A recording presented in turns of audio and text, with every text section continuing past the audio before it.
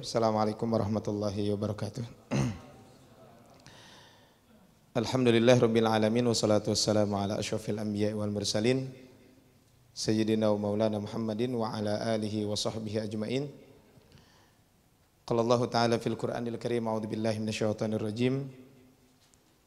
Ya ayyuhalladzina amanu taqullaha wa la tanzur nafsum ma qaddamat lighad wattaqullaha innallaha khabirum bima ta'malun. Bapak Ibu rahmat Allah Subhanahu wa taala, di hari ini kita bisa berkumpul kembali di tempat ini dalam keadaan sehat walafiat, dan insyaallah kita akan melanjutkan kajian Bulughul Maram kita, dan hari ini insyaallah kita akan membahas tentang babul waqfi, bab yang membahas tentang wakaf ya. Tapi rahmat Allah Subhanahu wa taala, di dalam Al-Qur'an Allah mengingatkan kita di dalam surat At-Tahrim di ayat ke-6 ya. Ya ayyuhalladzina amanu qu anfusakum wa ahlikum nara.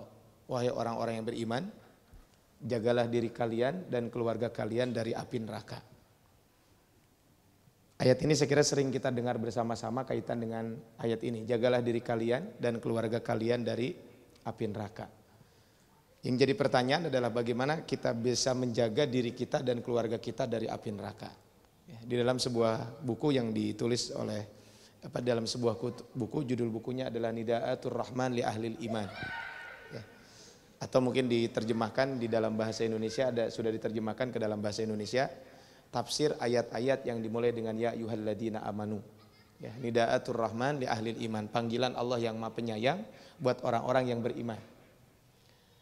Nah, di dalam di dalam penjelasan ayat itu kata beliau, di antara sarana supaya kita dijauhkan dari api neraka itu banyak sarananya. Satu, kata beliau, dengan iman dan amal soleh. Ya, sesuai dengan ayatnya, ya ayyuhalladzina amanu, berarti keimananlah yang akan menyelamatkan kita dari api neraka.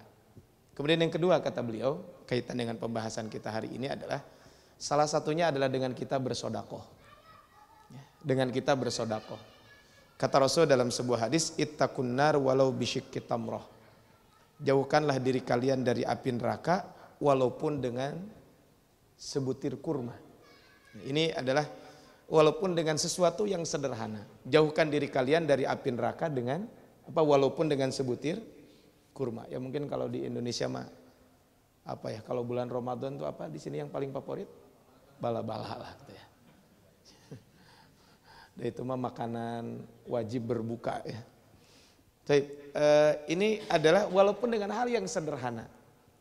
Ini kata Rasulullah SAW. Nah, salah satu bentuk daripada sodakoh itu adalah yang akan kita bahas adalah namanya wakaf. Walaupun nanti kita bahas apa sih perbedaan antara wakaf dengan sodakoh. Ya, tapi kalau kita berbicara tentang wakaf, biasanya dalil-dalil dalam Al-Quran memang tidak disebutkan secara langsung tentang wakaf. Tapi yang Allah sebutkan di dalam Al-Quran adalah justru ketika berbicara tentang sodakoh. Sehingga kalau kita berbicara tentang dalil ataupun keutamaan berwakaf, itu biasanya akan dibahas tentang keutamaan bersodakoh. Ayat-ayat yang berbicara tentang keutamaan bersodakoh, sesungguhnya itulah dalil-dalil yang berbicara tentang keutamaan berwakaf. Di antaranya gitu ya, dalam surat Al-Baqarah di ayat 261. Ya. Ketika Allah mengatakan mathalul ladzina yunfikuna amwaluhum fi sabilillahi kamathali habbatin ambatat sab'a sanabil. Perumpamaan orang yang menginfakkan hartanya di jalan Allah Subhanahu wa taala ya, seperti seorang ya, serupa dengan sebutir benih yang menumbuhkan 7 butir. Dari setiap butirnya akan tumbuh 100 butir. Jadi akan menumbuhkan pada setiap butir akan menumbuhkan 100 biji. Nah, ini adalah kata Allah Subhanahu wa taala. Termasuk di dalam surat Ali Imran ayat 92. Ya. Di awal juz keempat ya, disebutkan di dalam ayat itu ya, bahwa lan tanalul birra hatta tunfiqu mimma tuhibbun. Ya. Wahai orang-orang kata Allah Subhanahu wa taala, kalian sekali-kali tidak sampai kepada kebajikan yang sempurna sampai kamu menginfakkan harta yang paling baik yang kamu miliki. Ini adalah kalau kita berbicara tentang bab wakaf itu. Tapi apa ini maksud dengan wakaf? Asal katanya kan wau ya, waqafa, wau qaf fa. Kalau baca Al-Quran kan ada pembahasan dalam ilmu tajwid namanya al-waqfu wal ibtida. Jadi al-waqfu itu kapan kita berhenti, al-ibtida kapan kita memulai. Maksudnya di mana kita berhenti ketika membaca Al-Quran dan dari mana kita memulai. Kan namanya ada al-waqfu dalam bahasa ilmu tajwid. Ya. Tapi di dalam fikih juga ada yang namanya al-waqfu. Nah, apa yang dimaksud dengan wakaf? Kita bahas secara bahasa. Wakaf itu secara bahasa adalah ya, ada 3 makna. Ya, kalau kita lihat di dalam lisanul Arab bahwa yang namanya wakaf itu ada 3 makna. Yang pertama adalah al-habsu. Ya, wakaf itu secara bahasa adalah al-habsu, artinya menahan. Ya, artinya adalah menahan. Ya. Contohnya adalah ketika seorang polisi menahan penjahat di penjara, ya, ia dimasukkan ke dalam penjara, itu namanya adalah al-waqfu, artinya dia menahan. Ya. Yang kedua adalah al-man'u. Al-man'u itu artinya adalah mencegah. Ya. Seperti seorang ibu mencegah anaknya main api agar tidak terbakar. Itu namanya adalah al-waqfu dalam bahasa. Yang ketiga adalah disebutkan juga di dalam Al-Imam Ibnu Faris, ya, beliau juga menyebutkan kaitan dengan ini, ya, Mu'jam Maqayisil Lughah, kata beliau bahwa namanya al-waqfu itu adalah maknanya adalah, kata beliau adalah, ya, tadi al-habsu, kemudian berikutnya adalah as-sukun. Ya. As-sukun kan dalam ilmu kalau kita belajar bahasa Arab kan ada fathah, ada dhammah, ada kasrah, ada namanya sukun. Sukun itu artinya apa? Sukun itu artinya adalah berhenti atau diam. Ya, ya, sukun ya, tapi sukun bukan makanan, beda dia namanya. Ada bab makanan namanya sukun. Nah, sukun itu artinya apa? Diam atau berhenti. Dan ini mungkin yang lebih tepat secara bahasa, walaupun tadi juga adalah maknanya adalah menahan, kemudian mencegah, tapi yang lebih mendekati kaitan dengan wakaf itu secara istilah adalah makna yang ketiga, yaitu diam atau berhenti.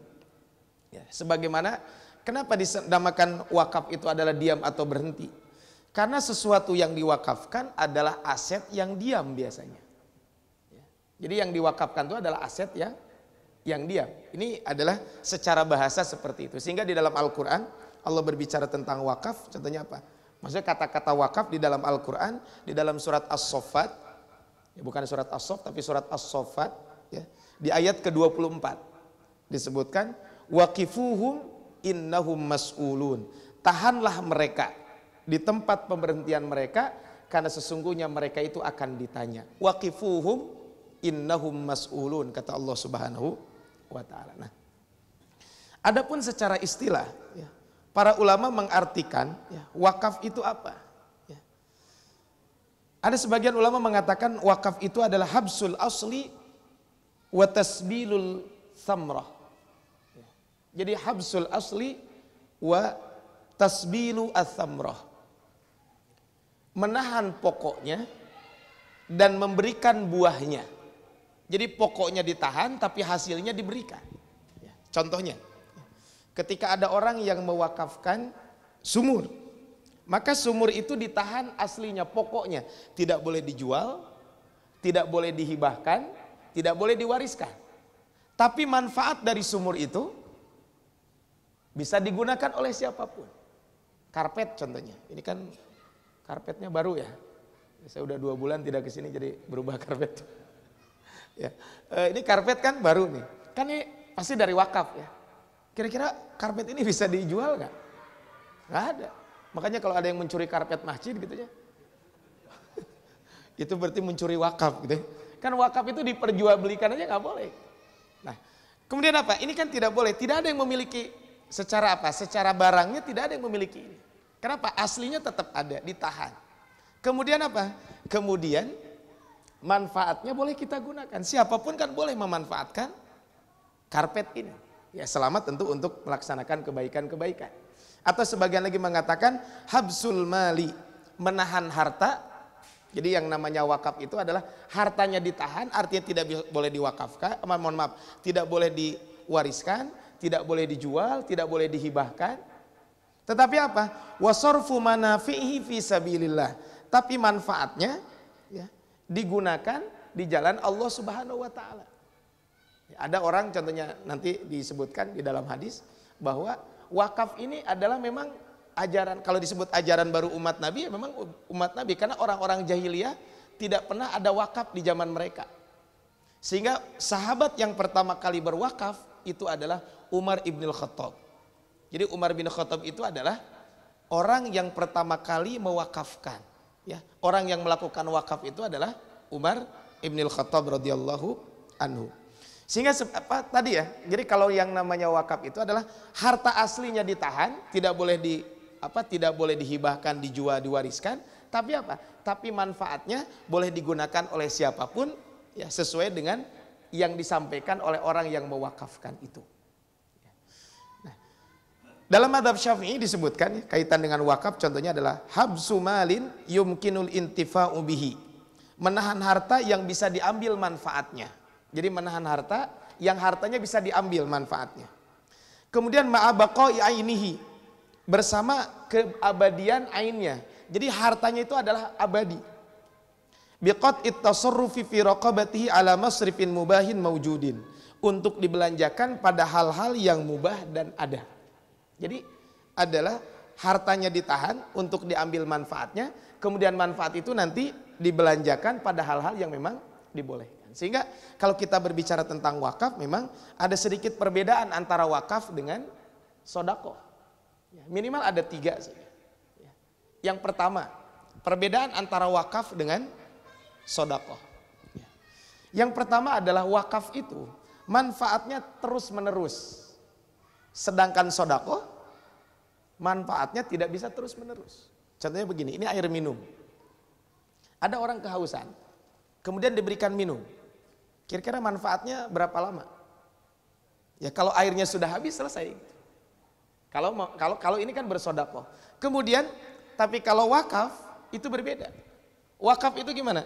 Wakaf itu adalah kita contohnya mewakafkan sumur, maka sumur itu selama airnya masih ada dan bisa dimanfaatkan akan terus mengalir. Makanya Umar bin Khattab ketika beliau mewakafkan kebun kurma, beliau pernah mewakafkan kebun kurma di Khaybar, nanti kita bahas hadisnya. Maka kebun kurma itu kan selama kurma itu berbuah, maka terus buahnya bisa diberikan kepada siapapun yang memang dikhususkan ketika itu oleh Umar bin Khattab kepada asnaf-asnaf tertentu. Tapi kalau kita memberikan kurmanya saja, berarti begitu kurma sudah habis ya udah selesai. Utsman bin Affan, ya, kita tahu bahwa Utsman bin Affan kan pernah menginfakkan atau mewakafkan sumur, yang mana beliau sumur itu dibeli dari orang Yahudi. Kemudian dari sumur orang Yahudi tersebut dibeli oleh Utsman, dan manfaat sumur itu silakan siapapun boleh memanfaatkan. Walaupun ada yang perlu diklarifikasi. Kan ini ramai tuh di media sosial. Sering di kita memang harus bab hati-hati ya, bab kaitan dengan media sosial ini. Saya tadi di salah satu grup tiba-tiba dapat maghrib ini tanggal 1 Jumadil Tsaniyah katanya. Hari ini hari terakhir Jumadil Ula, sekarang memasuki Jumadil Tsaniyah. Maka barang siapa yang memberikan informasi tentang tanggal 1 Jumadil Tsaniyah, akhirnya saya cari kalender. Pas ada kalender saya foto kalendernya. Mas mohon maaf, saya bilang malam ini bukan malam tanggal 1 tapi malam tanggal 7. Jadi telat saya ngasih informasinya, itu satu. Yang kedua dalilnya belum jelas. Nah ada kan di media sosial kaitan dengan wakaf Utsman, betul. Utsman pernah mewakafkan sumur di kota Madinah. Tapi yang beredar itu bukan sumurnya masalahnya. Katanya sumur itu sekarang dijadikan hotel. Hotelnya namanya Hotel Utsman bin Affan di kota Madinah. Seingat saya hidup di Madinah dulu 4 tahun, kemudian ya di Saudi 11 tahun, di Madinah saya 4 tahun gitu ya. Itu belum pernah melihat gitu ya. Ada hotel namanya hotel. Kalaupun ada Hotel Utsman bin Affan, bukan hotel punya Utsman bin Affan, tapi menamakan hotel itu dengan nama Utsman bin Affan kan boleh-boleh saja. Mertua saya namanya almarhum Ika Santika. Ada hotel Santika. Cek saya ke istri saya, itu nama hotel bapak kamu, kan bisa aja gitu. Kan sah-sah saja gitu ya. Nah, menamakan hotel kan boleh-boleh saja gitu. Ya itu tapi bukan hotel punya mertua saya. Kan boleh-boleh saja ada hotel namanya ini namanya itu, kan boleh-boleh saja. Kemudian katanya dari hasil hotel itu ada rekening di Saudi Arabia atas nama Utsman bin Affan. Dan ternyata Pak ada klarifikasinya langsung. Ya, saya sempat cari gitu ya. Referensi bener gak gitu ya, ada rekening atas nama Utsman bin Affan. Ternyata saya cari ada bantahan dari Kementerian Agama di Madinah bahwa tidak ada rekening atas nama Utsman bin Affan. Memang betul Utsman bin Affan dulu pernah mewakafkan sumur ya. Nah, makan di Saudi itu ada namanya Mazra'ah Bi'r Utsman katanya. Jadi kebun dan sumur wakaf Sayyidina Utsman. Ini memang ini betul ada ya. Cuman kalau sampai dikaitkan dengan yang lain ini juga harus hati-hati. Ini kan sumurnya kan terus selama sumur bisa dimanfaatkan maka manfaatnya akan terus menerus. Kemudian yang kedua adalah pahalanya juga kalau tadi adalah manfaatnya akan terus menerus, yang kedua pahalanya pun akan mengalir terus selama itu dimanfaatkan. Makanya bisa dibayangkan gitu ya, ketika kita wakaf karpet contohnya.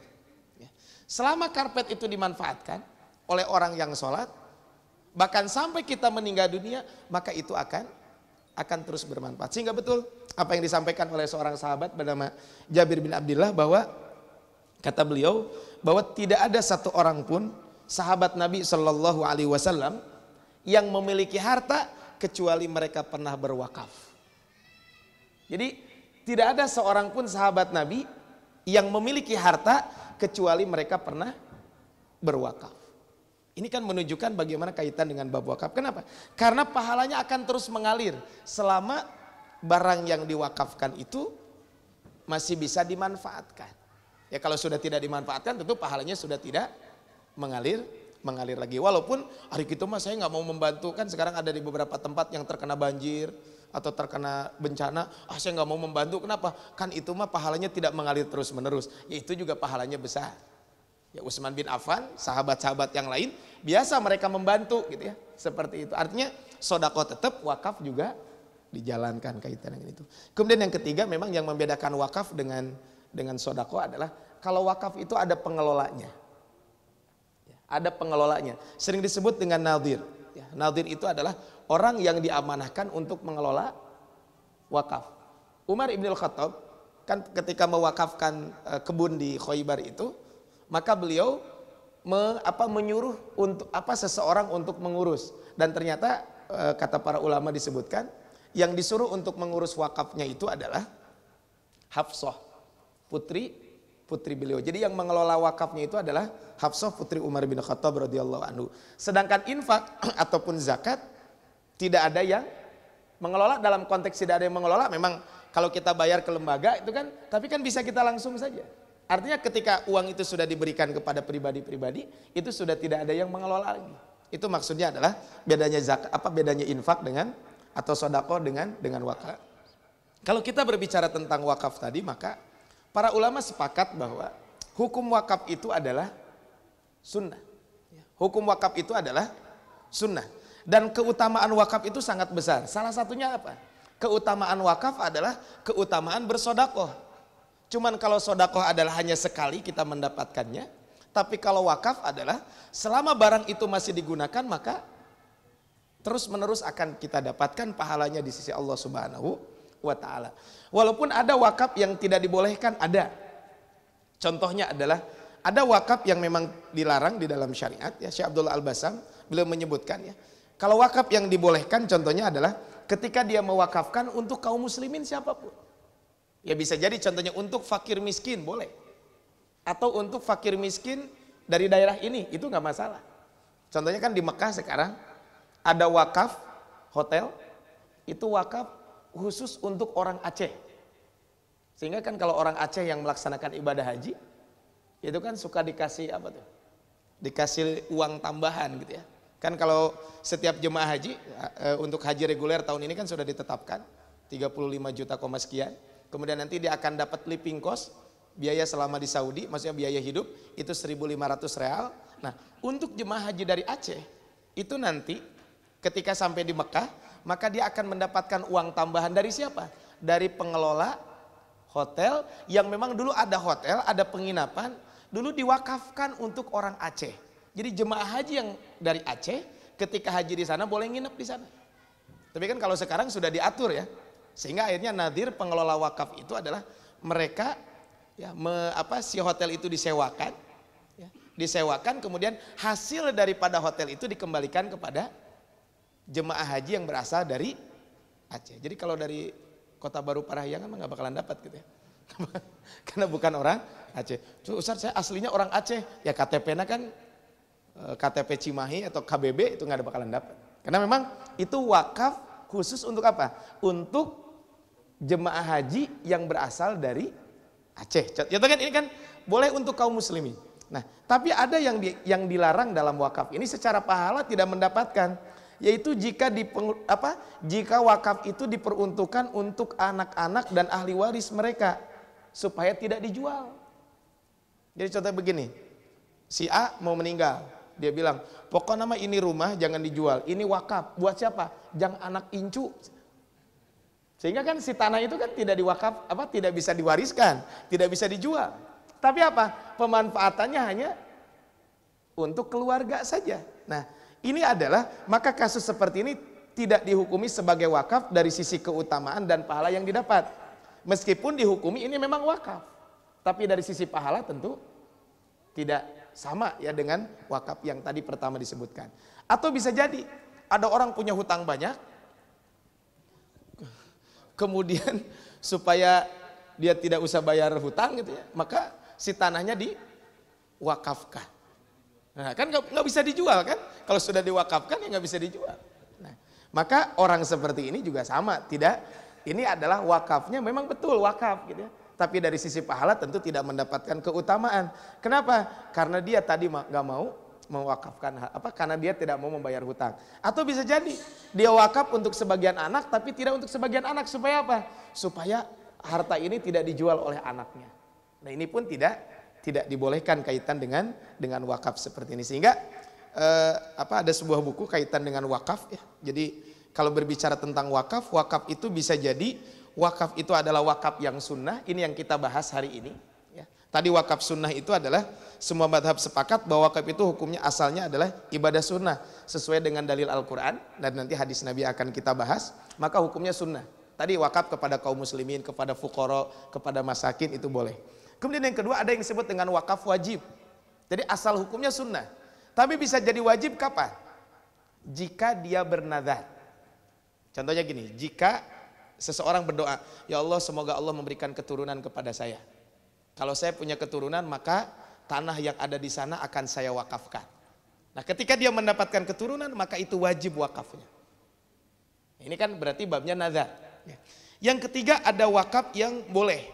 Wakaf yang boleh itu mubah. Yaitu jika ya di dalam kitab-kitab fikih para ulama menyebutkan jika ada orang kafir dzimmi yang merelakan hartanya untuk kepentingan umum. Ya, contohnya ada non muslim yang mengatakan ini tanah buat jalan. Ya boleh, kan itu wakaf. Maka itu boleh-boleh saja dia mewakafkan. Ada wakaf yang haram, tadi yang disampaikan adalah wakaf yang haram itu adalah wakaf yang bertentangan dengan hukum-hukum syariat. Contohnya tadi, karena dia nggak mau bayar hutang, sehingga hartanya akhirnya diwakafkan. Maka seperti ini kan dilarang kaitan dengan bab wakaf seperti ini. Tapi hormat Allah Subhanahu wa taala, kaitan dengan bab wakaf ini, maka kalau kita lihat dari penjelasan tadi bahwa al-waqfu fil asli yuqsadu bihi al-bir wa taqarrub ilallahi azza wa jalla. Bahwa kalau kita berbicara tentang wakaf, maka tujuan utama dari wakaf itu adalah akan berbuat baik dan salah satu sarana untuk mendekatkan diri kepada Allah Subhanahu wa taala. Jadi wakaf itu murni adalah apa? Akad utamanya adalah berbuat baik dan untuk apa? Untuk mendekatkan diri kepada Allah Subhanahu wa taala. Kenapa? Karena seseorang ketika dia mewakafkan sesuatu, maka kalau dia meninggal dunia, maka maka pahala daripada wakaf itu maka terus akan mengalir walaupun dia sudah meninggal dunia. Ini adalah akad dari awalnya. Inilah yang kata Syekh Abdul Al-Bassam di dalam Al-Quran disebutkan di dalam surat Yasin ayat ke-12.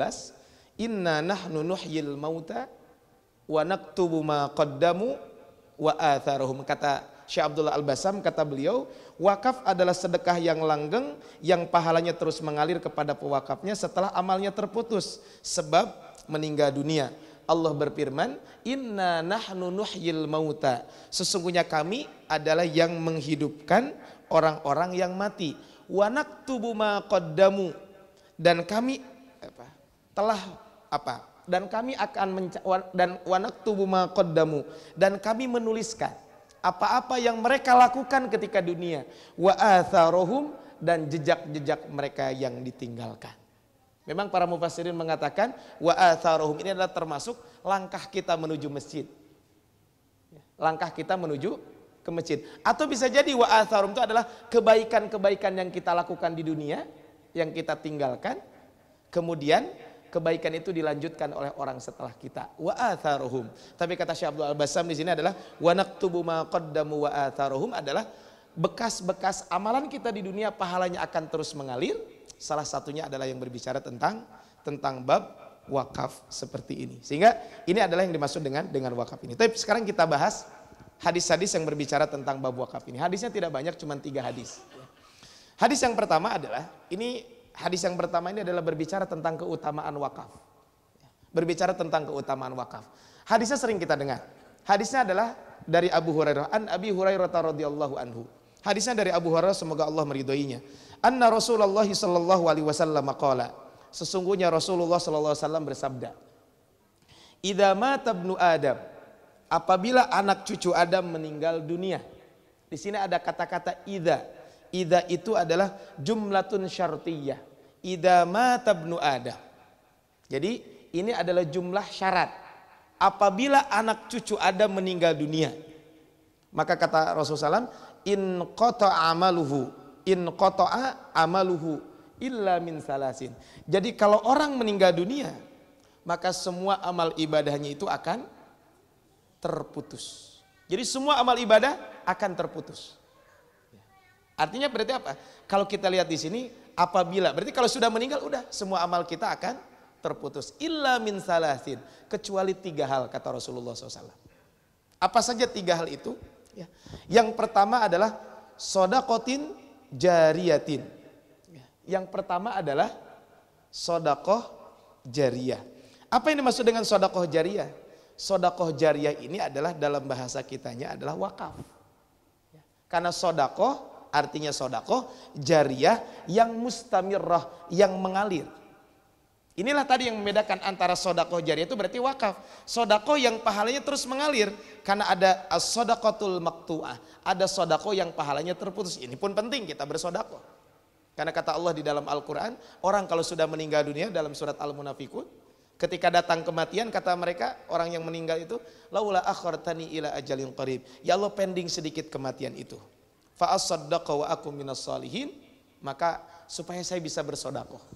Maka sodakotin jariyah adalah maksudnya adalah kullu nafaqatin takunu ba'dal mauti fi sabilillah fima yuqarribu ilallah. Jadi setiap infak ya, yang dilakukan setelah apa maksudnya apa? Setiap infak takunu ba'dal maut fi sabilillah, yang pahalanya akan mengalir setelah dia meninggal dunia di jalan Allah Subhanahu wa taala, fima yuqarribu ilallah, yang tujuannya adalah memang mendekatkan diri kepada Allah Subhanahu wa ta'ala. Ini adalah yang dimaksud dengan sodakoh jariyah. Jadi sodakoh yang pahalanya terus mengalir itu adalah wakaf. Sodakoh yang pahalanya terus mengalir, baik ketika masih hidup, termasuk adalah kalau nanti juga setelah kita meninggal pun akan terus mengalir. Dan kalau kita berbicara tentang bab sodakoh ini adalah, berbicara tentang wakaf ini, memang wakaf itu adalah memberikan sesuatu yang manfaatnya bisa terus menerus. Kalau Syekh Utsaimin mencontohkan adalah orang mewakafkan mobil untuk jemaah haji. Kan mobil itu terus bisa digunakan oleh jemaah haji dan jemaah umroh. Selama mobil itu digunakan itu bisa wakaf. Atau mungkin sekarang bisa jadi wakaf mobil untuk operasional, wakaf mobil jenazah, atau wakaf ambulan gitu kan. Jadi setiap ada orang yang meninggal dunia, ada orang sakit, ketika menggunakan ambulan itu maka orang tersebut akan mendapatkan pahala di sisi Allah Subhanahu wa taala. Nah, jadi kalau kita lihat di sini kata Syekh Utsaimin, al-khulasatu anna shadaqatul jariyah kullu ma yunfiqu taqarruban ilallah. Jadi yang namanya sedekah jariyah adalah setiap yang menginfakkan harta tujuannya adalah untuk mendekatkan diri kepada Allah, sawaun kana ala fuqara au ala jihatin ukhra. Baik itu infaknya kepada fakir miskin atau kepada lembaga-lembaga lain atau kepada yang lain, kan bisa saja.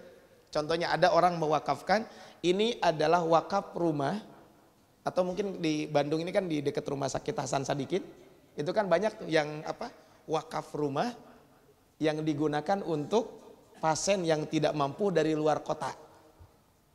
Kan bisa saja kan seperti itu. Jadi wakaf rumah tapi apa? Diperuntukkan siapa? Untuk orang yang berobat ya di daerah rumah sakit Hasan atau di Bandung dan dia tidak mampu. Ini kan berarti khusus ya. Untuk apa? Untuk orang yang sakit tidak mampu. Atau bisa jadi wakaf rumah untuk para penghafal Quran. Berarti kalau yang bukan penghafal Quran tidak boleh dia memanfaatkan atau tinggal di tempat tersebut. Nah ini adalah tidak mesti kepada fakir miskin.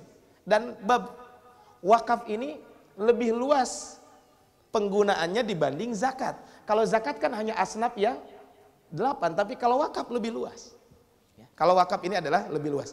Kemudian yang kedua adalah dalam hadis ini, aw ilmin yuntafa'u bihi, atau ilmu yang bermanfaat. Di sini disebutkan aw ilmun, atau ilmu yuntafa'u bihi yang bermanfaat. Di sini kalau kita lihat dari hadis ini berarti segala jenis ilmu yang bermanfaat. Baik itu ilmu dunia ataupun ilmu akhirat. Maksud ilmu dunia ya kaitannya dengan bab dunia. Ya, saya kemarin sempat bahas di salah satu masjid ketika saya bahas kaitan dengan syurut qabulul ibadah. Syarat diterimanya ibadah. Kan ibadah itu ada dua. Satu ada mahdhah, kedua ada ghair mahdhah. Ibadah mahdhah syaratnya adalah ikhlas sesuai dengan aturan Allah dan Rasulnya. Yang ketiga adalah tata caranya pun harus sesuai dengan yang Allah perintahkan dan Rasul perintahkan. Atau dalam bahasa sederhana adalah ibadah mahdhah ini adalah antara manhaj dengan kaifiyah itu harus sama. Jadi manhajnya, aturannya dan tata caranya harus sesuai. Tapi ada yang disebut dengan ibadah ghair mahdhah. Ibadah ghair mahdhah itu dalam bahasa kita sederhana adalah kalau ibadah mahdhah ibadah ritual, kalau ibadah ghair mahdhah adalah ibadah non ritual. Dan ini lebih banyak. Syaratnya adalah cuma dua. Satu ikhlas, kedua sesuai dengan perintah Allah dan Rasulnya atau itu termasuk amal baik. Contohnya listrik ini. Listrik ini kan babnya bab dunia ya. Tapi ketika listrik digunakan untuk kebaikan, maka penemu listrik seandainya dia seorang muslim, pahalanya akan terus berkembang. Akan terus mengalir buat orang tersebut. Ini ilmu yang dimanfaatkan. Ilmunya adalah ilmu apapun. Termasuk mungkin ibu-ibu kalau di sini ada ahli masak. Mungkin ada, bisa jadi nanti ada, bagus tuh kalau ada sekolah pranikah itu. Salah satu pembahasannya adalah mungkin khusus buat calon pengantin wanitanya adalah tata cara masak yang baik. Ini kan ilmu kan? Atau belajar menjahit, atau belajar kaitan dengan bab dunia. Itu adalah selama ilmu itu digunakan dan itu adalah ilmu yang bermanfaat, maka itu adalah akan mengalir. Itu ilmu dunia, apalagi kalau kaitan dengan ilmu akhirat. Nah, ilmu yang bermanfaat. Nah, tapi kalau ilmu yang madorot ya tentu enggak. Ya, ilmu tata cara mencuri itu kan diajarkan gitu kan, ya tidak akan bermanfaat. Ilmu sihir, ilmu apa? Itu kan walaupun ilmu dimanfaatkan, tapi karena itu memadorotkan, maka itu tidak akan menjadikan pahala buat kita. Kemudian yang ketiga adalah awaladin solihin yad'ulah. Yang ketiga adalah anak soleh yang mendoakan orang tuanya. Ini jadi pertanyaan adalah, kan tadi idza mata ibnu Adam, apabila anak cucu Adam meninggal dunia, maka terputuslah segala amalnya kecuali 3. Nah, jadi pertanyaan adalah apakah anak soleh itu syarat akan diterimanya doa, dikabulkannya doa, atau ini hanya penjelasan saja? Maksudnya begini, kalau bukan anak soleh nggak doa, kira-kira diterima nggak ya oleh Allah? Ini maksudnya. Sebagian ulama mengatakan ini adalah syarat. Sehingga apa? Sehingga li'anna ghairus soleh la tustajabu lahu da'wah. Maka anak soleh tidak akan diijabah doanya. Walaupun pendapat yang paling kuat wallahu alam adalah ini adalah bukan syarat. Tapi ini adalah libayanil waqi, untuk menjelaskan realitas yang sebenarnya. Da anak soleh mah boro-boro mikiran ngaduakeun kolot. Boro-boro dia memikirkan untuk mendoakan orang tua. Yang ada mah gimana? Ya, mungkin jangan-jangan orang tuanya kalau masih hidup pun iraha si bapak maut gitu ya, sehingga dapat warisan. Ini ada kejadian, Pak. Saya baca di sebuah buku. Jadi ada orang yang kaya raya, dia meninggal dunia, bukan meninggal, dia sakit, orangnya baik. Kemudian orangnya baik, kemudian ketika meninggal, ketika beliau sedang sakit itu di kamar, anaknya kumpul semua. Ketika anaknya kumpul semua, ya dia pura-pura tidur. Maka ketika si bapaknya tuh mungkin dikira istirahat, padahal mah enggak, maka yang dibicarakan tuh lamun si bapak maut, ya warisan orang nu mana? Kebayang gitu kan? Boro-boro dia memikirkan mendoakan orang tua. Jadi sehingga kata para ulama mengatakan ini adalah libayanil waqi, untuk menjelaskan realitas. Maksudnya apa? Annahu la yad'ulil abi illa shalih. Biasanya yang mendoakan orang tua itu biasanya hanya anak-anak yang soleh. Ini adalah biasanya adalah anak-anak yang soleh. Maka di sini adalah awwaladin. Ini menunjukkan bahwa anak itu baik anak laki-laki ataupun anak perempuan. Di sini ada kata-kata yad'ulah, bukan yad'u alaihi. Kalau yad'ulah artinya adalah memintakan ampunan, memintakan rahmat, surga dan sebagainya. Artinya mendoakan kebaikan. Kalau yad'u alaihi itu berarti mendoakan keburukan. Makanya kan ketika berbicara tentang bab kunut, maksudnya ketika berbicara tentang dalil tentang kunut yang disebutkan oleh Imam Ibnu Hajar Al-Asqalani, kan Rasul kan pernah kunut selama 1 bulan. Yad'u ala ahya'in minal arab. Rasul mendoakan kepada beberapa kaum dari bangsa Arab. Ya disebutkan di antaranya kaum Zakwan dan sebagainya. Maka ala disebutkan berarti apa? Mendoakan keburukan. Nah dari hadis ini adalah yad'u lahu adalah anak soleh yang mendoakan kedua orang tuanya. Tapi kaitan dengan pembahasan wakaf di sini adalah sodakotin jariyah. Tapi apa yang bisa kita ambil dari hadis ini pelajarannya? Satu, pelajarannya adalah bahwa dunia dijadikan oleh Allah sebagai tempat kita untuk memperbanyak amal ibadah. Maka hendaklah kita al-hassu alal amali sholih wal mubadaratu alaihi. Hadis ini menunjukkan kepada kita, memotivasi kepada kita untuk selalu mengamalkan amal soleh dan bersegera melakukan amal soleh. Itu jangan ditunda-tunda. Kenapa? Karena yang namanya kematian bisa datang kapanpun. 2 pekan yang lalu kan harusnya saya ngisi di sini gitu ya. 2 pekan yang lalu. Ya qadarullah gitu pas jam 9:30 kurang lebih saya ditelepon oleh keponakan saya bahwa bahwa kakak ipar saya meninggal dunia. Beliau sakit sudah 11 tahun. Sakitnya adalah stroke sebelah. Jadi stroke sebelah dan subhanallah dengan kesabaran yang saya salut adalah anak-anak yang ngurusnya sabar dan beliau juga adalah sabar gitu ya. Meninggal di hari Jumat jam 9:30. Nah ini kan yang namanya meninggal itu tidak ada yang tahu. Bisa saja kan bapaknya meninggal duluan, anaknya meninggal duluan. Sekali lagi bab meninggal dunia itu adalah bab rahasia. Makanya di sini adalah idza mata ibnu Adam. Berarti ini menunjukkan bahwa hendaklah kita selalu mengamalkan amal soleh. Selalu bersegera untuk melakukan amal soleh. Kenapa? Karena kita tidak tahu kapan kita akan meninggal dunia. Perbanyaklah amal soleh. Dan salah satu amal soleh yang harus kita lakukan adalah dengan kita berwakaf. Kenapa? Karena dengan kita berwakaf, maka walaupun kita sudah meninggal dunia, maka pahalanya akan terus mengalir. Tentu bukan hanya wakaf, amal-amal soleh yang lain pun tetap dilakukan. Jangan sampai dengan mengkaji bab wakaf ini nanti sodakoh nggak ada, gitu nggak juga. Karena sodakoh juga adalah penting. Ya. Sodakoh juga balasannya juga besar. Apalagi ketika bagi orang yang memerlukan. Ya. Dalam kondisi bencana, atau ada orang yang memerlukan, itu adalah bab sodakoh. Sehingga para sahabat juga mereka bukan hanya berwakaf, tapi mereka juga semangat untuk bersedekah. Kemudian yang kedua adalah dari hadis ini adalah menunjukkan bahwa keutamaan kita berwakaf. Ya, keutamaan kita berwakaf karena di sini disebutkan sodakotin jariyah.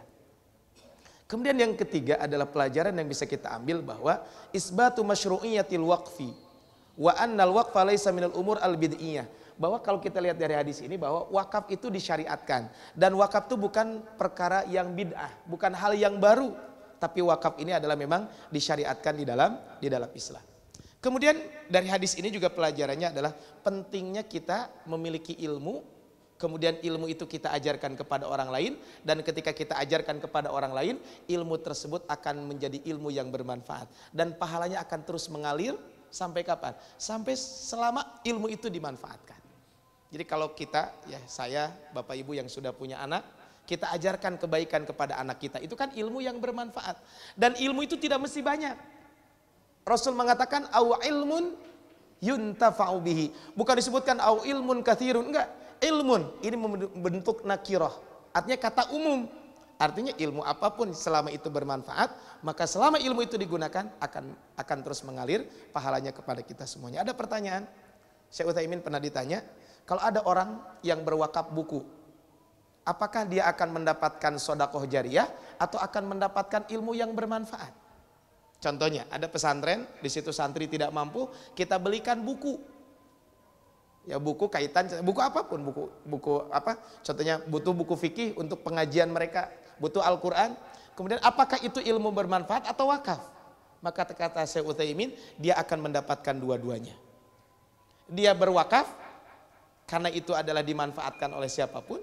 Kemudian yang berikutnya adalah dia pun mendapatkan pahala ilmun yuntafa'u bihi. Jadi kalau kita lihat kata perkataan Syekh Utsaimin, ilmu yang bermanfaat itu adalah tidak mesti kita mengajarkan ilmu. Tapi kalau Allah memberikan rizki kepada kita, kita belikan buku, contohnya buku itu kita wakafkan, sehingga setiap orang yang membaca mendapatkan ilmu, kita dapat dua. Satu, kita sodakoh jariyah, yang kedua adalah ilmu yang bermanfaat. Tapi berhormat Allah Subhanahu Wa Taala, kita lanjutkan kajian kita hari ini. Ya. Tadi kita sudah membahas tentang hadis pertama, yaitu hadis yang diriwayatkan oleh Al-Imam Muslim dari sahabat Abu Hurairah radhiyallahu anhu, bahwa apabila anak cucu Adam meninggal dunia, maka semua amalnya akan terputus kecuali 3 hal. Satu adalah sodakoh jariyah, yang kedua ilmu yang bermanfaat, yang ketiga adalah anak soleh yang selalu mendoakan kedua orang tuanya. Nah, hormat Allah Subhanahu Wa Taala, kaitan dengan anak soleh, kita semuanya adalah sebagai orang tua. Saya dan ibu bapak semuanya yang sudah punya anak, tentu ada kewajiban yang memang terus menerus kita harus memperbaiki, ya, mendidik anak kita supaya menjadi anak-anak yang soleh. Dan kita semuanya yang hadir di sini semuanya adalah sebagai seorang anak. Saya, bapak ibu yang sudah punya anak atau yang mungkin yang belum menikah juga, semuanya adalah kita posisinya sebagai seorang anak. Maka yang namanya seorang anak pasti punya orang tua. Maka salah satu bukti bahwa kita termasuk anak yang soleh adalah bagaimana kita selalu mendoakan kedua orang tua kita, baik itu ketika masih hidup, apalagi kalau sudah meninggal dunia. Karena disebutkan kata Nabi, salah satu bentuk berbuat baik kita kepada orang tua kalau sudah meninggal dunia adalah dengan kita, salah satunya adalah dengan kita mendoakan kedua orang tua kita. Tapi dari hadis ini juga ada pelajaran berharga bahwa inna du'a lil mayyit afdal min ihda'il qurbi ilaihi. Bahwa mendoakan almarhum atau almarhumah itu lebih baik dibanding kita menghadiahkan pahala. Maksudnya begini, dibanding kita bersodakoh kepada orang tua, maka lebih baik kita mendoakan mereka dibanding kita menghajikan atau mengumrohkan orang tua, dan itu pun boleh dalam syariat. Maka tentu kita haji dan umroh, kemudian selama tawaf sa'i kita mendoakan mereka, itu lebih baik. Ini menurut Syekh Utsaimin ketika beliau menjelaskan hadis ini. Inna du'a lil mayyiti afdalu min ihdalil qurbi ilaih. Karena dalam hadis ini disebutkan awwaladin solihin yad'ulah, anak soleh yang selalu mendoakan kedua orang tuanya. Berikutnya adalah hadis kedua, ada 2 hadis lagi yang akan kita bahas. Hadis kedua adalah dari Abdullah bin Umar. Abdullah bin Umar menceritakan bahwa kata beliau, asaba Umar ardon bi Khaybar. Umar ibn Khattab pernah mendapatkan sebidang tanah di Khaybar. Ya, ketika terjadi perang Khaybar, maka Umar bin Khattab mendapatkan sebidang tanah di Khaybar. Nah, ketika terjadi perang Khaybar itu memang kaum muslimin mendapatkan ghanimah yang sangat banyak. Bahkan para sahabat muhajirin yang hijrah ke kota Madinah, mereka punya hutang ketika selesai perang ketika selesai perang Khaybar itu, maka dari ghanimah itu bisa membayar hutang. Bisa membayar hutang kepada orang-orang Ansor yang meminjamkan. Ya, dan mereka bisa hidup mandiri ketika setelah perang Khaybar tersebut. Nah, termasuk ada yang mendapatkan harta rampasan perang itu adalah Umar ibn Khattab radhiyallahu anhu. Maka beliau adalah termasuk sahabat yang mendapatkan harta rampasan perang selesai perang Khaybar tersebut. Kemudian fa'atan Nabi sallallahu alaihi wasallam yastamiruhu fiha. Kemudian Umar bin Khattab mendatangi Nabi sallallahu alaihi wasallam. Tujuannya adalah ngapain? Tujuannya adalah meminta pendapat ataupun bermusyawarah mengenai tanah tersebut. Jadi Umar bin Khattab ingin bertanya tentang tanah yang didapatkan oleh beliau. Ini pelajarannya bahwa adalah istisyaratu ahlil ilmi wal fadli fi ma yakumu bihil insan min tasarruf. Pentingnya kita selalu bermusyawarah, meminta pendapat ya kepada orang-orang yang memang ahli di bidangnya. Konteksnya adalah dalam kehidupan kita di dunia, termasuk kaitannya dengan kehidupan kita di akhirat. Jadi kita selalu meminta petunjuk, arahan dari orang-orang yang memang ahli di bidangnya. Ini adalah salah satu kebiasaan siapa? Para sahabat. Salah satunya Umar bin Khattab. Maka Umar bin Khattab ketika itu beliau meminta saran dari Nabi Shallallahu Alaihi Wasallam. Kemudian faqala, Umar mengatakan, ya Rasulullah, inni asabtu ardon bi Khaybar. Wahai Rasulullah, sesungguhnya saya mendapatkan sebidang tanah di Khaybar dan tanahnya sangat luas. Kemudian ketika itu kata Umar bin Khattab, lam usib malan qattun huwa anfasu indi minhu. Saya tidak pernah mendapatkan harta, ya, kata Umar bin Khattab, ya, yang mana harta tersebut lebih baik daripada harta ini. Pelajaran dari hadis ini adalah bahwa seseorang itu boleh, ya, tata'allaqu nafsahu bi syai'in min malihi. Dia ada keterkaitan dengan bab dunia, dengan harta. Asal jangan sampai harta yang dia miliki, dunia yang sedang dia hidup itu mengalahkan dari kehidupan akhirat. Karena mungkin kalau kita masih ingat ketika pembahasan tentang bab zakat, kan zakat itu ibadah. Ibadah itu kan ada namanya badlul mahbub, mengorbankan apa yang kita cintai. Dan harta itu kan setiap orang mencintai harta. Ketika dia berwakaf, ketika dia bersodakoh, ketika dia mengeluarkan zakat, itu kan badlul mahbub, mengeluarkan apa yang kita cintai. Sehingga kata Allah di dalam Al-Quran, lan tanalul birra hatta tunfiqu mimma tuhibbun. Tidak dikatakan berbuat baik orang berinfak kecuali dia menginfakkan apa yang dia cintai. Jadi kita boleh cinta kaitan dengan harta, tapi jangan sampai kecintaan kita melebihi cinta kita kepada Allah Subhanahu wa ta'ala. Makanya tadi kata Umar bin Khattab, huwa anfasu indi minhu. Harta ini adalah harta yang paling saya cintai. Ini kata Umar bin Khattab. Sehingga ketika kita mengorbankan sesuatu yang paling kita cintai, tentu adalah secara pahala lebih dibanding mengorbankan yang biasa-biasa saja. Kemudian kata Umar bin Khattab setelah itu, maka setelah mengatakan begitu faqala, kemudian Rasul bersabda, in syi'ta habasta aslaha wa tasaddaqta fiha wa tasaddaqta biha. Kata Rasulullah SAW, maka jika engkau mau, engkau dapat wakafkan tanah itu dan menyedekahkan. Ya, jadi kalau mau, kamu bisa wakafkan atau kamu bisa sodakohkan. Nah, di sini Rasul tidak mengatakan ihbis, tapi in syi'ta habasta aslaha. Kalau mau, bisa saja kamu mewakafkan tanah atau kamu sodakohkan. Di sini Rasul tidak mengatakan ihbis, wakafkanlah. Dari hadis inilah para ulama mengambil kesimpulan bahwa wakaf itu hukumnya sunnah. Kenapa? Karena Rasulullah SAW tidak mengatakan wakaflah, enggak. Tapi kalau kamu mau, berwakaflah atau kamu bersodakoh. Kemudian kemudian ketika itu lalu Umar mengatakan qala fatasaddaqu biha Umar. Kemudian Abdullah bin Umar mengatakan, setelah itu maka Umar ibn Khattab mensodakohkan harta itu. Jadi setelah mendengarkan itu maka Umar bin Khattab mensodakohkan harta tersebut. Kepada siapa? Pertama adalah fatasaddaqu biha Umar radhiyallahu anhu annahu la yuba'u asluha. Tapi ketika beliau mensodakohkan, maka pertama jangan dijual pokoknya. Maksudnya tanah yang disodakohkan itu adalah dilarang untuk dijual. Inilah yang jadi pertanyaan adalah, boleh kan kalau menjual tidak boleh. Termasuk memindahkan wakaf itu tidak boleh. Kalau tanpa ada tujuan. Bagaimana kalau memindahkan atau menjual wakaf tersebut tapi dipindahkan kepada sesuatu yang lebih maslahat? Boleh atau tidak? Kan kalau memindahkan tanpa maslahat atau menjual tanpa kemaslahatan, walaupun ditukar guling, maka itu tidak dibolehkan, sepakat. Tapi kalau dijual atau dipindahkan itu ada kemaslahatan, boleh atau tidak? Sebagian ulama ada yang mengatakan boleh, tapi sebagian lagi mengatakan dilarang. Karena dalam hadis ini la yuba'u asluha, tidak boleh dijual. Dan tukar guling itu kan sebenarnya menjual kan? Namanya jual beli itu apa?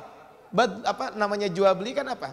Menukar harta dengan barang atau barang dengan barang. Itu kan namanya jual beli. Jadi jual beli itu seperti itu. Tidak mesti uang dengan barang, bisa jadi barang dengan barang. Itu kan namanya jual beli. Nah, makanya dari hadis ini kata sebagian ulama mengatakan tidak boleh. Tidak boleh diperjualbelikan. Tapi sebagian lagi mengatakan boleh-boleh saja kalau memang di situ ada kemaslahatan. Contohnya begini, masjid rada menjorok ke dalam. Kemudian di depan ada tanah, kemudian ditukar dengan yang di depan. Ketika di depan nanti orang lebih mudah untuk ke masjid dan lain sebagainya. Atau masjid itu posisinya di pojok, sehingga orang-orang yang dari jauh agak kesulitan. Kemudian ada tanah di tengah yang contohnya dijual, kemudian tanah ini dijual, kemudian dipindahkan ke tempat tersebut. Untuk kemaslahatan, sebagian ulama mengatakan boleh. Kenapa? Dengan dalil pertama adalah dalil secara umum bahwa syariat itu selalu melihat kaitan dengan kemaslahatan. Maka ketika di situ ada kemaslahatan yang menurut syariat itu adalah dibolehkan, boleh memindahkan. Yang kedua adalah dalil yang lain adalah memang bukan kaitan dengan bab wakaf ini, tapi pernah ada seorang yang pernah mengatakan, inni nadartu in fatahullahu alaika Makkah an usolliya fi baitil maqdis. Kata beliau, saya bernadar jika Mekah bisa ditaklukkan, saya akan sholat di Baitul Maqdis.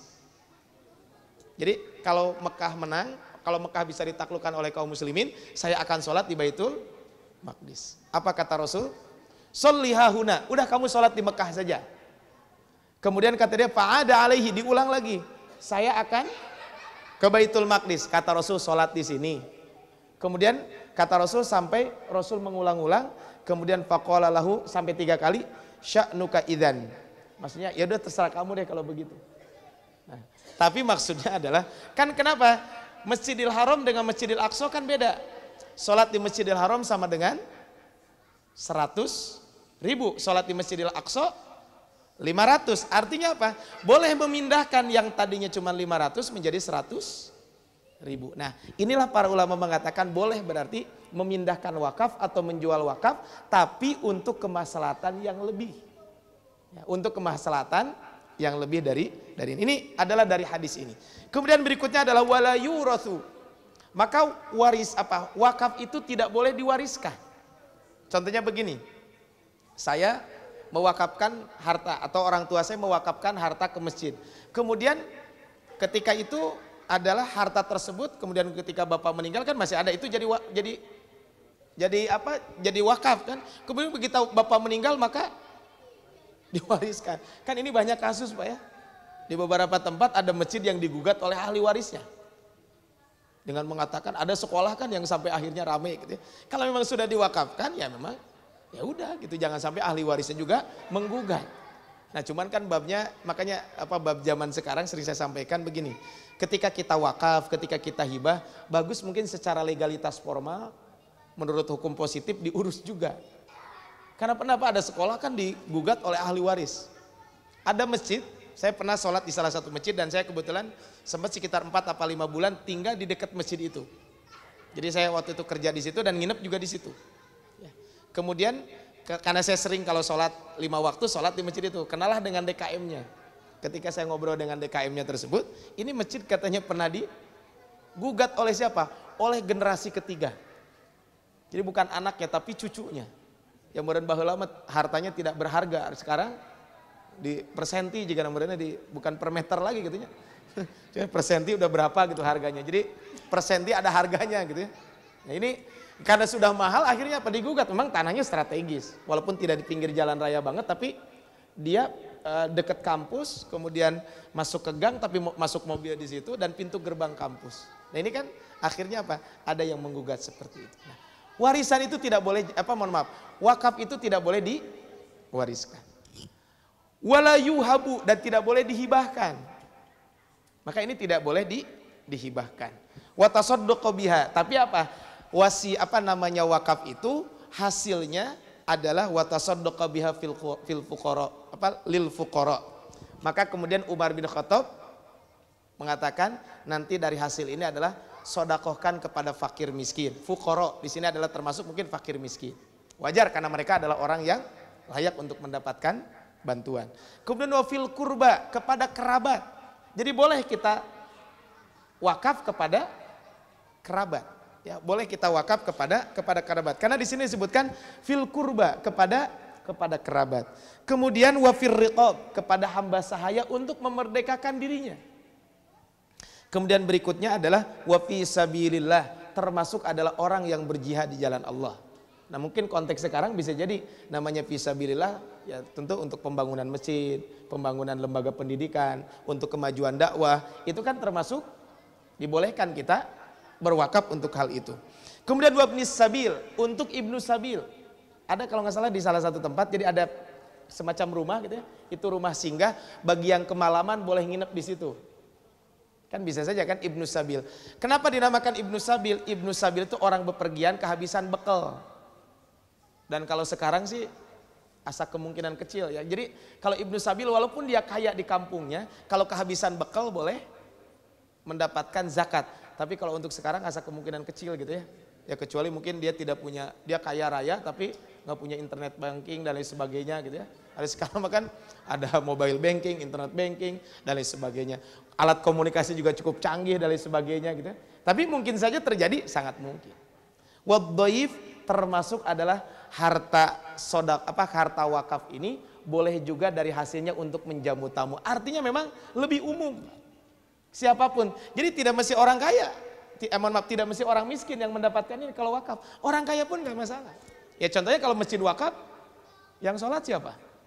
Sugan gitu ada, kalau masuk ke masjid pakai SKTM lah gitu. Gak ada kan. Karena ya namanya wakaf bebas, beda gitu ya dengan zakat. Kalau zakat kan secara pembagiannya lebih ketat karena memang ada aturannya. Ya wakaf juga ada aturannya, tapi wakaf itu lebih luas dalam konteks pembagiannya. Di sini makanya ada 6 asnaf, bukan terbatas 6 asnaf. Mungkin kalau ada yang lain boleh-boleh saja. Tapi kan ini fuqara, berarti kan fakir miskin. Kerabat bisa jadi ada kerabat yang memang membutuhkan. Wakaf karpet untuk masjid, wakaf contohnya kebun kurma. Nanti gunaannya adalah untuk apa? Untuk buka puasa bersama siapapun kan boleh. Tidak ada yang dilarang. Kemudian wafir riqab, hamba sahaya. Kemudian fi sabilillah, ibnu sabil dan doib dan tamu. Kemudian wala junaha ala waliha, maka tidak ada salah bagi walinya. Maksud wali di sini adalah orang yang diamanahkan untuk mengelola wakaf tersebut. Apa di sini? An ya'kula minha bil ma'ruf, memakan dari sebagian harta yang ada, maksudnya dari sebagian wakaf tersebut, tapi dengan cara yang baik. Memang ketika berbicara apa yang dimaksud dengan bil ma'ruf, dengan cara yang baik, maksudnya adalah sesuai dengan etika, sesuai dengan kebiasaan di masyarakat, sesuai dengan kebutuhannya. Sehingga apa yang dimaksud dengan bil ma'ruf, sebagian mengatakan bima jaro bihil urfu min ujrah. Jadi boleh pengelola wakaf itu mendapatkan gaji sesuai dengan kebiasaan di tempat tersebut. Sebagian mengatakan enggak, bima jaro bihil urfu min nafaqah. Kalau tadi adalah gaji, upah. Kalau ini enggak, nafkah untuk kehidupan sehari-hari. Apa bedanya? Bedanya kan kalau gaji tidak melihat kebutuhan dia. Contohnya apa? Kebutuhan di tempat ini adalah sebulan 5 juta. Tapi contohnya gajinya cuma 2 juta, ya udah gaji aja cukup segitu. Itu bedanya adalah kalau disesuaikan dengan gaji. Tapi sebagian mengatakan bukan gaji, tapi memang dengan nafkah. Walaupun di sini ada jalan tengah Pak, yang lebih pas adalah begini. Jika dia orang fakir, jadi yang mengelola wakaf itu adalah orang fakir, maka dia boleh mengambil untuk kebutuhan sehari-hari, makan di situ, tapi dengan cara yang wajar. Tapi kalau dia orang berada, maka dia pengelola wakaf boleh digaji sesuai dengan standar gaji yang ada di tempat tersebut. Nah, kemudian berikutnya adalah wayut imus sodiqan, boleh juga digunakan untuk memberikan makan kepada teman. Saya pengelola wakaf, kemudian ada teman datang, boleh saya memberikan menjamu dia dengan menggunakan harta wakaf tersebut. Tapi kata Rasul, ghairu mutamawwilin malan, tapi syaratnya adalah bukan bertujuan menjadikan sebagai hartanya. Jadi jangan berlebihan, hari kababaturan wah dijamu teh habis-habisan bilang orang lain. Biasa saja, ini kan tidak boleh. Artinya apa? Jangan sampai ini yang mengatakan, ayo kalau mau bertamu mau ke saya aja, pokoknya saya jamu habis-habisan. Seolah-olah dia yang punya harta itu nggak boleh. Ini kan maksudnya adalah ghairu mutamawwilin malan, itu maksudnya jangan sampai dia mengaku itu harta punya dia. Ini adalah ketika kita berbicara tentang bab wakaf ini. Sehingga dari hadis ini berarti ya di antara beberapa pelajaran bisa kita ambil bahwa ini adalah keutamaan Umar bin Khattab. Karena Umar adalah orang yang pertama kali berwakaf di dalam sejarah Islam itu. Kemudian wakaf itu tidak untuk diperjualbelikan, tidak untuk diwariskan, dan tidak juga untuk dihibahkan.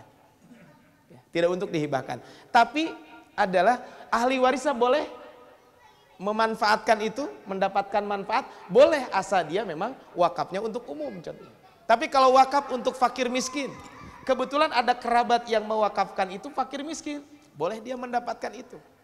Tapi kalau contohnya ini wakaf untuk siapapun, ya udah berarti termasuk pengelola wakaf boleh. Contohnya kayak di kampung saya Pak, kalau di kota Bandung atau di kota baru di sini kan biasanya kalau wakaf beli, kalau makam beli ya. Kalau wakaf kan, kalau makam biasanya ada biaya makam gitu ya.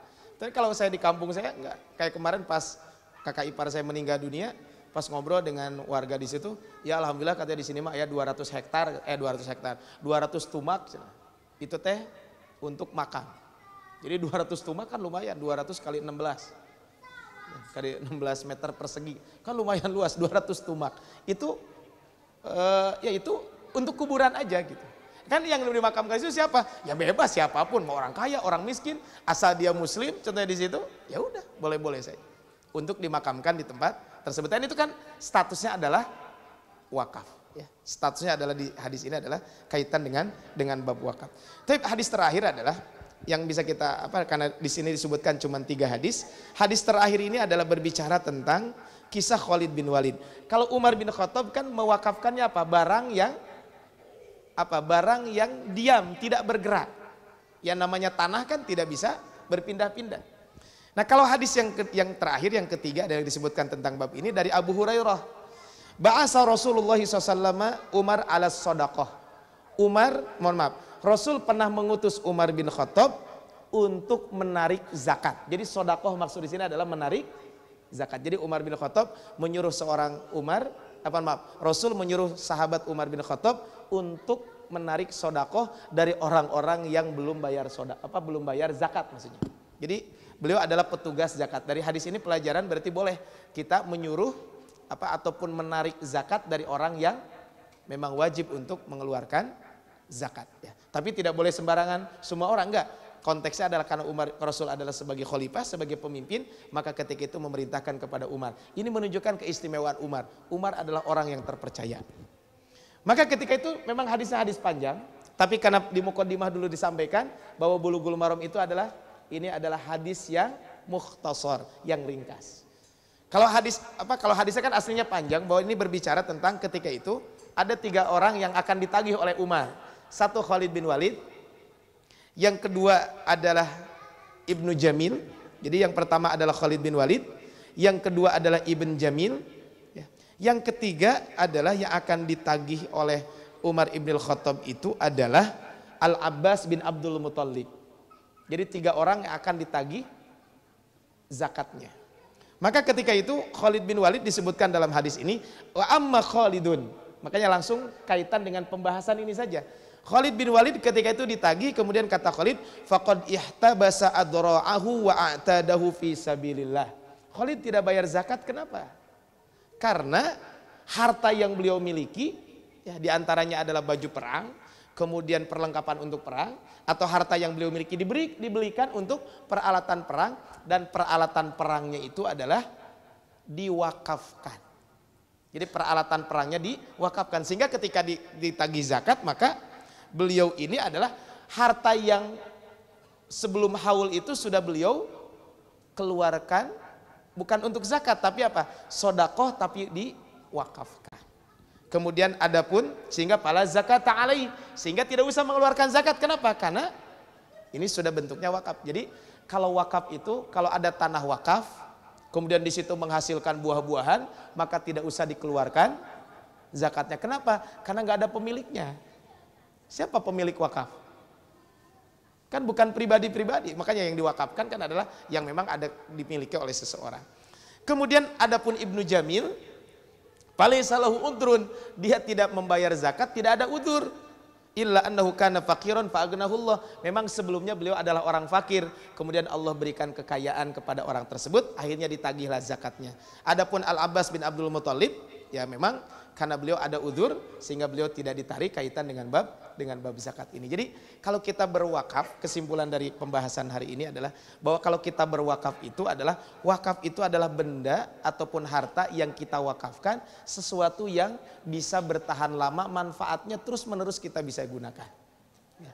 Makanya bisa jadi itu adalah benda yang memang tidak bergerak. Ya contohnya tanah, masjid kan sebenarnya kan tidak bergerak. Atau bisa jadi benda yang bergerak. Contoh kan tadi pakaian perang kan bisa dibawa kemana, buku dan lain sebagainya. Itu adalah bisa kita lakukan kaitan dengan bab ini. Dan dari hadis ini adalah pentingnya kita selalu mengeluarkan harta kita, sebagian harta kita yang wajib tentu zakat. Tapi di situ ada sodako, ada wakaf yang perlu kita lakukan juga. Ada kisah menarik kaitan dengan Abdullah bin Mubarak. Saya kemarin ikut salah satu acara camping di 2 hari. Di dalam acara camping itu ada materi dari seseorang ustadz. Beliau menyampaikan bahwa Abdullah bin Mubarak ini beliau adalah seorang ulama. Beliau juga adalah orang yang sangat zuhud. Tapi ternyata beliau dalam setahun itu infaknya tidak kurang dari 60 miliar. 1 tahun infaknya 60 dibagi 12 berarti 5 miliar. Bisa kebayang gitu ya. Ada namanya Al-Lais.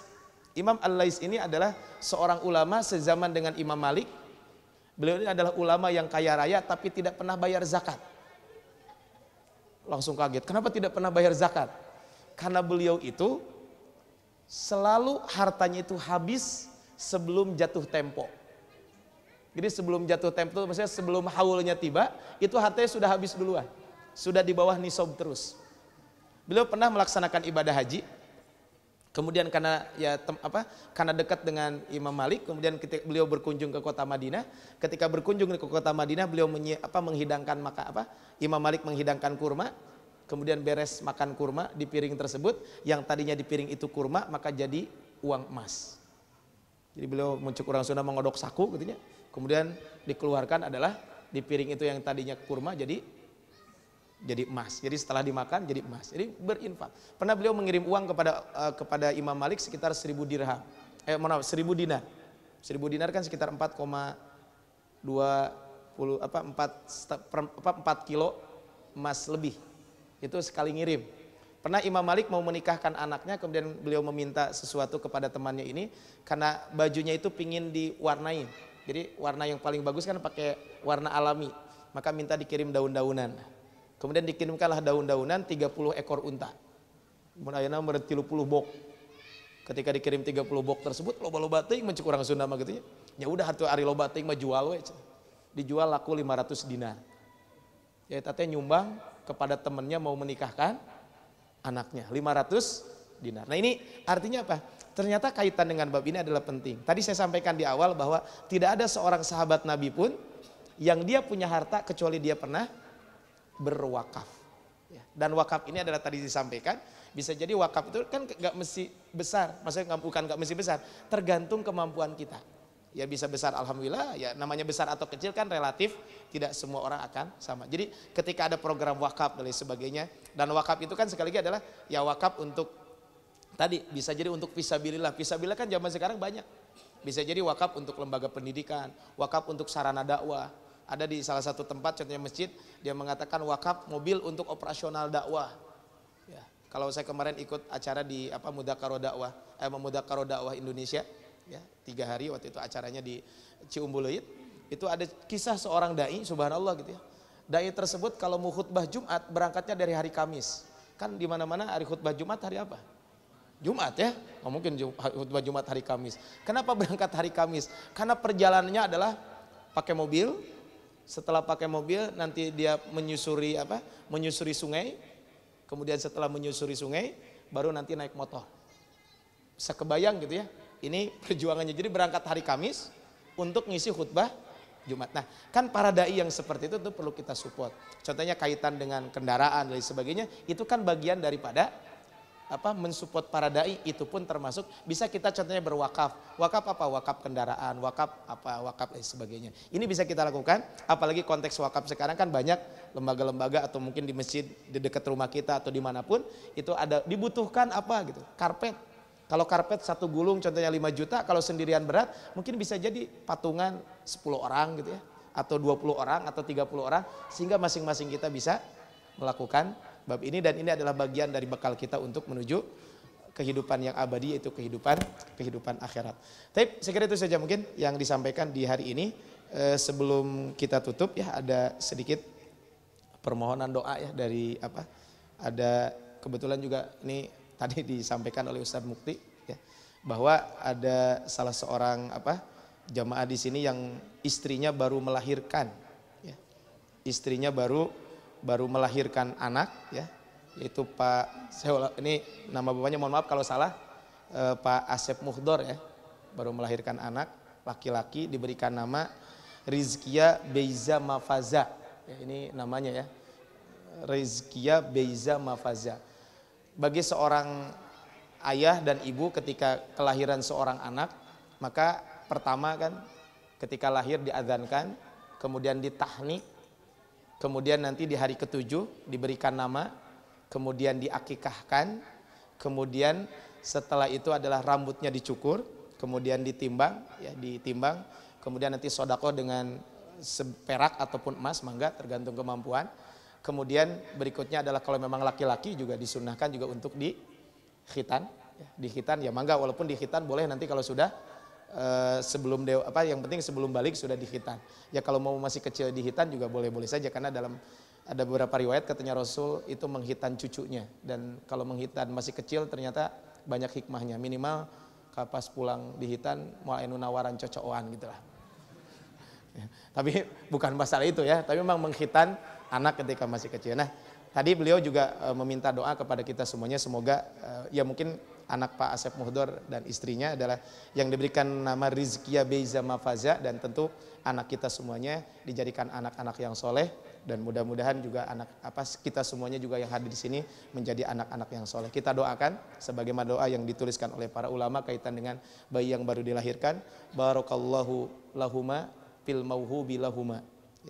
Ya Allah, semoga Allah memberikan keberkahan kepada Pak Asep dan istri atas apa yang diberikan anak yang baru dilahirkan itu. Kemudian wa syakartu mal wahiba, dan mudah-mudahan beliau berdua syukur kepada apa yang telah Allah berikan. Wa ballagha asyuddahu, dan mudah-mudahan anak yang dilahirkan itu sampai dewasa. Waruziqa birrahu, dan semoga Allah Subhanahu wa taala ya memberikan rezeki kepada mereka berdua, anak tersebut yang baru dilahirkan itu menjadi anak yang soleh dan soleha. Rabbana hablana min azwajina wa dzurriyyatina qurrata a'yun waj'alna lil muttaqina imama. Allahumma ij'alna wa ahlana wa azwajana wa auladana min ahlil qur'ani tilawatan wa hifdha. Allahumma ij'alna wa ahlana wa auladana wa azwajana min ahlil qur'ani tadabburan wa amalan wa da'wah. Rabbana atina fid dunya hasanah wa fil akhirati hasanatan wa qina adzabannar. Billahi fi sabilil haq wallahul muwaffiq ila aqwamit thoriq. Nasrun minallahi wa fathun qarib. Ihdinas siratal mustaqim fastabiqul khairat. Assalamualaikum warahmatullahi wabarakatuh.